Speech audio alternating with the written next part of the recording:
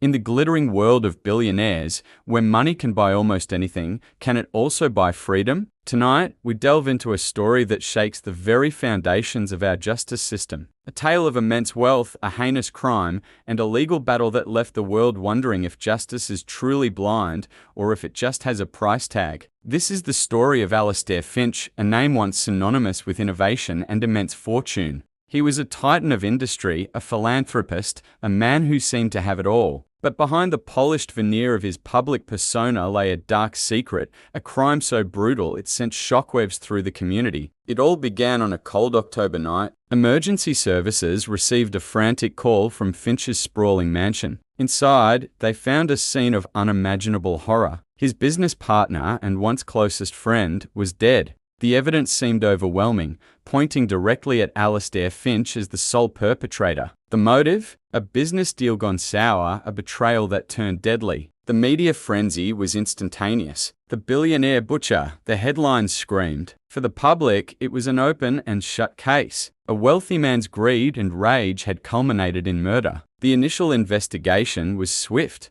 Detectives uncovered a mountain of evidence, security footage showing Finch as the last person to see the victim alive, a series of threatening text messages, and even a witness who heard a heated argument erupting from the study. The district attorney, sensing a high-profile victory, moved quickly to charge Finch with first-degree murder. The stage was set for one of the most sensational trials of the century. But this is where our story takes a sharp, unsettling turn. Alistair Finch didn't just hire a lawyer. He assembled what the media dubbed the Dream Team 2.0, an army of the nation's most expensive and formidable legal minds, forensic experts, and private investigators, all on his payroll. Their mission was simple: create doubt. Not just a little doubt, but enough to shatter the prosecution's seemingly ironclad case. As the trial began, the courtroom became a theater of legal warfare. The prosecution laid out its case, presenting the damning evidence piece by piece. They painted a picture of a cold, calculating killer. But Finch's team was ready. They began to systematically dismantle the state's narrative.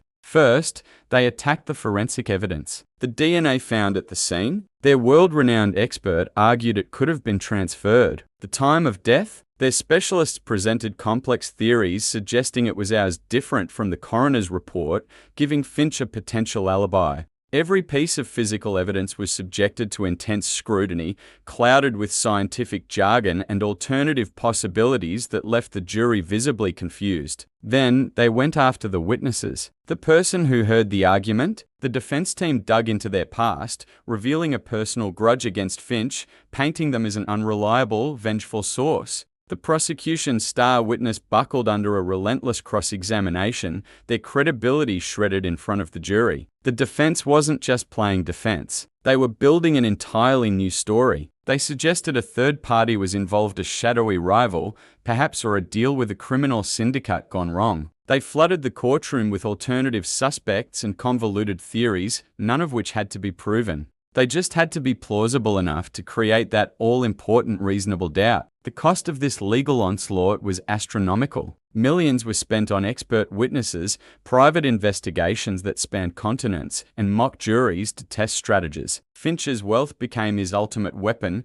transforming the courtroom from a place of truth-seeking into a battle of resources. The district attorney's office, with its limited public budget, was simply outgunned and outmaneuvered at every turn. The climax of the trial was Finch himself taking the stand. Coached for hundreds of hours, he appeared calm, grieving, and wrongfully accused. He spoke of his love for his deceased partner, his voice cracking with emotion. He masterfully deflected tough questions, turning the prosecutor's accusations back on them. He wasn't the monster the state portrayed. He was another victim of this tragedy. The jury was sequestered for days. The nation held its breath. When they finally returned, the foreman stood and uttered the two words that would echo as a profound injustice to many: not guilty. Gasps filled the courtroom. Finch showed little emotion, a stark contrast to the sobs from the victim's family. He walked out of the courthouse a free man, whisked away in a black SUV, disappearing back into his world of privilege. But the questions lingered, hanging heavy in the air. Was he truly innocent, the victim of a flawed investigation? Or did he orchestrate the most expensive and successful cover-up in legal history? In the aftermath, the case left a deep scar on the public's trust in the justice system.